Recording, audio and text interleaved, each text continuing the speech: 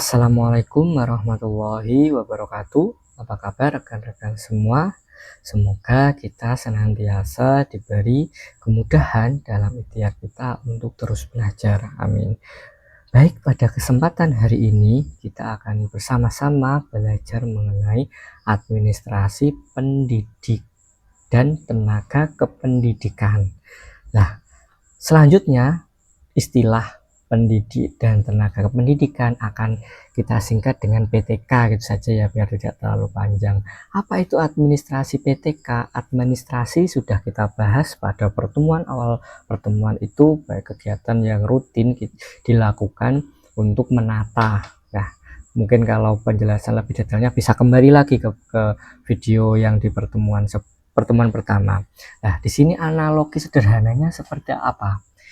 Jika sekolah adalah restoran, nah pendidik itu adalah guru atau dosen di sini. Kalau lebih tepatnya adalah guru. Adalah koki. Guru itu adalah koki yang langsung memasak untuk pelanggan. Pelanggannya siapa? Ya, siswa, sudah pasti. Kemudian tenaga kependidikan itu siapa? Pelayannya, kasir, manajer yang menjalankan operasionalnya. Kokinya pendidik atau guru, tenaga kependidikannya adalah pelayannya, gitu ya. Terus kemudian administrasi PTK itu adalah apa? Adalah proses merekrut, melatih, memastikan semua kru bekerja dengan baik. Ya, tanpa adanya perekrutan, pelatihan, itu semua yang dilakukan pendidik atau kokinya ini dan pelayannya tidak akan pernah sinkron, tidak akan pernah berhasil. Nah, karena apa?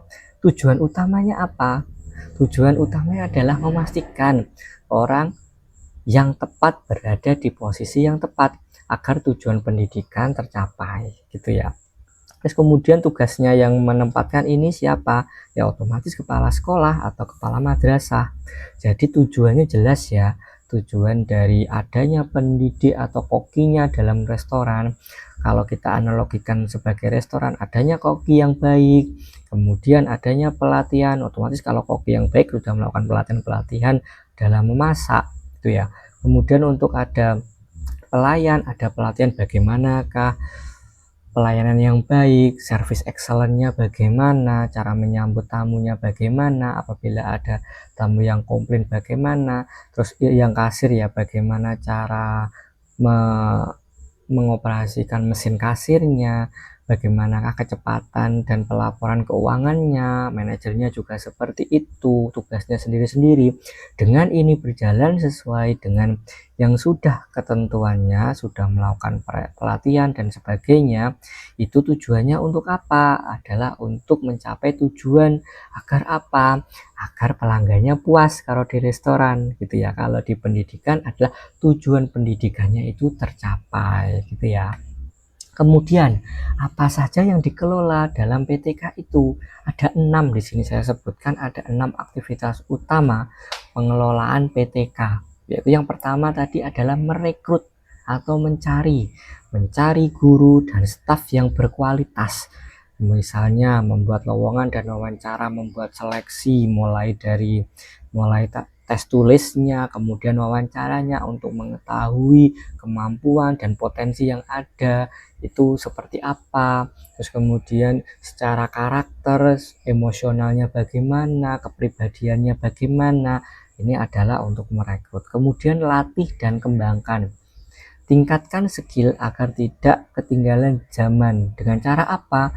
Workshop, seminar, pelatihan teknologi. Jadi ketika sudah kita rekrut, kemudian kita sudah dapatkan gurunya atau tenaga kependidikannya, itu kita juga harus melakukan atau menyuruh atau memberikan tempat atau memberikan fasilitas dalam pengembangan skillnya, mengikuti workshop. Karena apa? Dengan guru atau tendik itu melakukan beberapa pelatihan ini, diharapkan itu bisa untuk meningkatkan kinerjanya dalam pengajarannya, dalam administrasi di pendidikannya, dan lain sebagainya. Kemudian bayar dan sejahterakan, ya ini mungkin jadi isu Ya, berikan gaji dan tunjangan yang adil. Adil ya kata-katanya, bukan banyak gitu. Adil itu adalah, ya, coba kalian definisikan sendiri maksud dari adil itu seperti apa. Mohon maaf tadi alarm saya berbunyi. Ini sedikit cerita sebelum saya lanjutkan. Itu adalah alarm yang dari saya mulai kuliah S2 itu selalu muncul karena sudah saya set. Jadi setiap setiap jam 10 malam, karena ini saya ngerekamnya jam 10 malam ya, jadi ketika jam 10 malam itu alarm akan berbunyi dan itu berarti waktunya saya mengerjakan tesis. Nah biasanya ini untuk tesis itu saya kerjakan di jam 10 malam, tidak tidak banyak waktunya, hanya 30 menit maksimal. Nah kalau nanti setelah 30 menit saya sudah merasa capek ya saya berhenti, tapi kalau masih oke ya kita lanjut. Jadi setiap hari saya rutin untuk mengerjakan itu karena ini sudah saya beri alarm itu ya. Baik, kita lanjutkan. Kita ya, ini adalah aktivitas utamanya tadi saya ulang adalah bayar dan sejahterakan, beri gaji dan tunjangan yang adil. Adil kata-katanya, contohnya tunjangan sertifikasi insentif kinerja. Kemudian nilai kinerjanya, ukur apakah kinerjanya sudah baik, evaluasi mengajar penilaian atasan. Nah ini sebelum ini biasanya ada namanya supervisi dulu, setelah itu ada penilaian dan evaluasi. Ternyata ini penting, jadi ini rangkaian ya, mulai rekrut, latih, bayar, kemudian nilai pekerjaannya, kemudian naikkan jabatannya apabila memang sudah waktunya untuk dipromosikan, itu penting. Kemudian adalah atur pensiun atau PHK, mengelola kepergian dari institusi lah. Biasanya ini yang jarang dilakukan oleh lembaga pendidikan terutama yang swasta. Biasanya tidak ada peraturan tertulis yang jelas mengenai umur berapa kiranya sudah harus pensiun. Kalau yang ASN kan jelas umur 60 atau 65 itu sudah dikatakan pensiun, tapi kalau yang swasta itu memang tidak ada. Lah alangkah baiknya dari 6 aktivitas utama ini bisa terpenuhi semua. Nah kemudian apa saja tantangannya? Nah tantangan dalam penerapannya itu mengadministrasi PTK ini saya sebutkan ada 5 tantangannya. Ada di guru kota dan desa. Apa perbedaannya? Guru yang kualitasnya lebih baik terkonsentrasi di kota. Nah, biasanya guru yang berkualitas baik bukan berarti ini mendiskriminasi guru yang di desa itu bukan. Nah, tapi di sini maksudnya adalah guru yang berkualitas itu biasanya cenderung memilih tempat lembaga pendidikan yang secara sarana prasarana itu sudah bagus. Nah, biasanya itu berada di kota yang besar, itu maksudnya seperti itulah.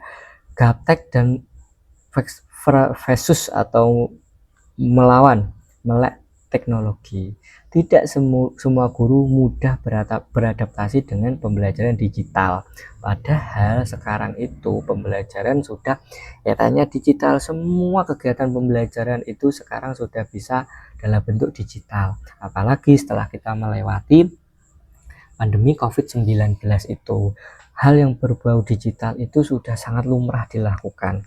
Dan mau tidak mau dan sadar atau tidak sadar itu memang sekarang terbawa walaupun sekarang sudah selesai pandemi COVID-19-nya.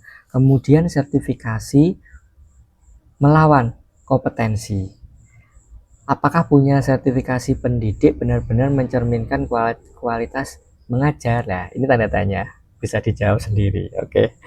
Kemudian aturan banyak melawan kebebasan. Kurikulum yang sering berubah bisa membingungkan. Ini sudah menjadi isu yang umum kita bicarakan dalam kalangan pendidikan.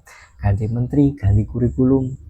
Itu seperti kurikulum yang guru baru memulai belajar, belum bisa menerapkan 100%, menterinya ganti, sudah ganti lagi. Nah, itu adalah salah satu atau dari beberapa tantangan yang ada. Kemudian yang kelima adalah minimnya staf pendukung. Tenaga kependidikan seperti admin sering kurang diperhatikan. Ya, karena bahkan yang di sekolah swasta itu untuk yang tendiknya itu terkadang tidak masuk dalam hitungan, pendataan itu tidak masuk. Misalnya masuk di dalam, kalau jelas ya, kalau yang guru itu kan ada namanya dimasuk di Dapodik atau di Simpatika, itu kalau yang Kemenang. Tapi kalau yang tendik itu agak kasihan, tidak ada sertifikasi tendik gitu ya. Kalau sertifikasi guru ada, tapi sertifikasi tendik tidak ada. Seakan-akan kalau tendik itu masuk sebagai jadi tanggung jawabnya penyelenggara pendidikan. Kalau swasta ya berarti yayasan atau lembaga yang mendirikan pendidikan tersebut, gitu ya. Mungkin itu kiranya yang bisa saya sampaikan. Semoga apa yang kita pelajari pada kesempatan hari ini memberikan manfaat untuk kita semua. Kurang lebihnya saya mohon maaf. Sekian dari saya. Wassalamualaikum warahmatullahi wabarakatuh.